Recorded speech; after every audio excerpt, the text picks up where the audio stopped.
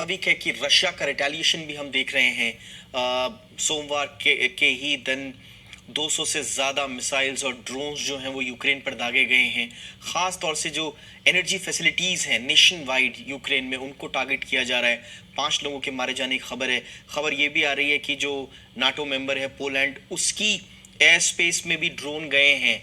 ये कौन सा मोड़ आ गया है सर, और इसका मतलब क्या है, क्यों ये हो रहा है और आगे क्या होगा? देखिए, 6 अगस्त को जो कुस्क के इलाके में यूक्रेन की सेना घुसी और कम से कम 2 सेटलमेंट्स को उन्होंने अपने कब्जे में ले लिया, तो उसके बाद राष्ट्रपति पुतिन ने कहा था कि इसका एक वर्दी रिस्पॉन्स रूस देगा ही। तो ये जो 100 से ऊपर जो कहा जा रहा है मिसाइल और ड्रोन्स इस्तेमाल हुए हैं इस अटैक में, ये तो एक्सपेक्टेड था कि ऐसा कुछ होने वाला है। पर उसमें मुझे लगता है कि मीडिया में आज इसको 9/11 से कंपेयर करा जा रहा है। मुझे लगता है वो थोड़ा सा ठीक नहीं है, क्योंकि वो 9/11 जो अटैक हुआ था वो बहुत ही अलग तरह का था। वो टेररिस्ट की तरफ से हुआ था और उसमें कुल करीब 3,500 लोग उसमें मरे थे और सैकड़ों लोग 2 जहाजों में थे जो ट्रेड टावर से टकराए थे। और उसके बाद एक ग्लोबल वॉर ऑन टेररिज्म शुरू हुआ था। तो ये कंपैरिजन मिसप्लेस्ड है और उससे मुझे लगता है कि रूस को ही और अच्छा लेजिटिमाइज करेंगे हम कि उनके और अटैक हो सकते हैं, क्योंकि ये 9/11 से उसको कंपेयर किया जा रहा है। पहली बात तो ये है।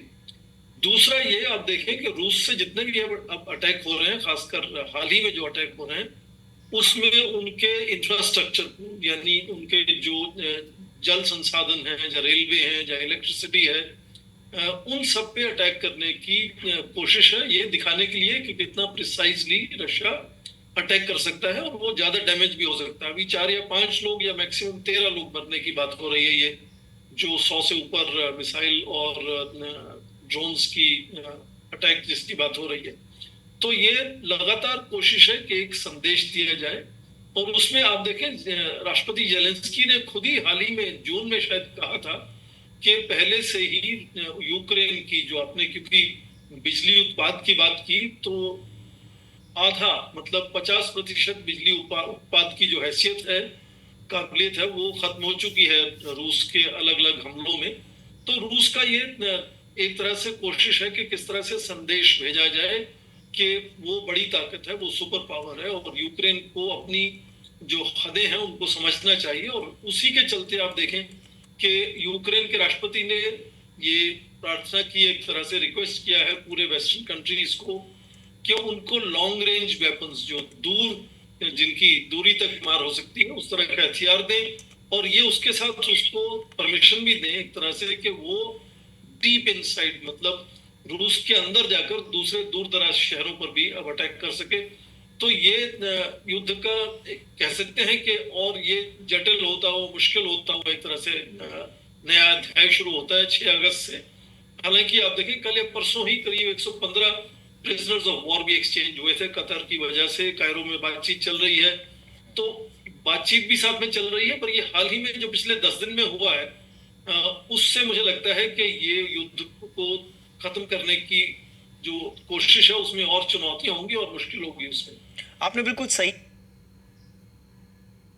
अ, सुवर्ण सर, अब सवाल ये है कि अब आगे किस तरफ ये युद्ध जा रहा है। अब यहाँ से कुछ नया मोर्चा खुलता हुआ दिखाई देगा, या ये अब इतना एस्केलेशन हो जाएगा कि जितना एक युद्ध को खत्म करने के लिए पर्याप्त होना चाहिए जो एस्केलेशन, क्या ये उस तरफ जा रहा है या फिर उलझ जाएगा?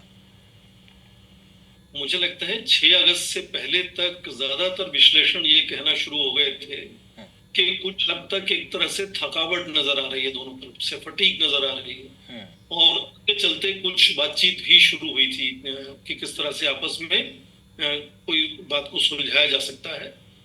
उसको उसमें ये भी विश्लेषण था कि इतनी ज्यादा कीमत है दोनों को इस युद्ध से लेकर। जैसे रूस को माना जा रहा है कि $500 मिलियन से लेकर $1 बिलियन रोज का खर्चा उसको झेलना पड़ रहा है। तो उसकी यदि जीडीपी आप देखें कि करीब 2.2.1 ट्रिलियन डॉलर है, और उसी तरह से यूक्रेन की कम से कम 200 के आसपास बिलियन डॉलर है, तो कितनी देर तक वो युद्ध चला सकते हैं और कितना कर्ज अब तक चढ़ चुका है यूक्रेन के ऊपर, ये सब चीजें सोचकर, और कितने लोग हताहत हुए हैं, कितने लोग जान गंवा चुके हैं, उसके अलग अलग एस्टिमेट, यहाँ तक के 500,000 तक उनके एस्टिमेट जा रहे हैं।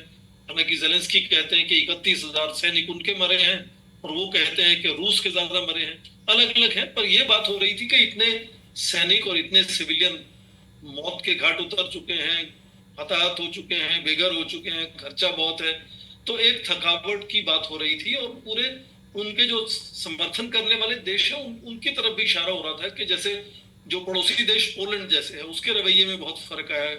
शुरू में 1 मिलियन से ज्यादा रिफ्यूजी उन्होंने यूक्रेन के एक्सेप्ट किए बिना कोई कागज देखे। अब वहां से भी जिस तरह से बयान आते हैं, वो थोड़ा सा कॉशन उसमें नजर आता है। हमने यूथ कांग्रेस में देखा कि वो उतना ज्यादा बजट नहीं उसके लिए देना चाहते, पर ये सब जो सोच थी, ये 6 अगस्त से पहले की सोच है। और उसके बाद जो हालात बदले हैं जिसकी हम आज बात कर रहे हैं, मुझे लगता है कि उसमें कोई भी दोनों तरफ से इस वक्त तैयार नहीं है कि कोई भी बातचीत से इसका हल निकाला जा सकता है। Okay. दोनों तरफ बात को बढ़ाने की कोशिश इस वक्त नजर आ रही है। यानी कि बात आगे बढ़ती हुई ही नजर आएगी।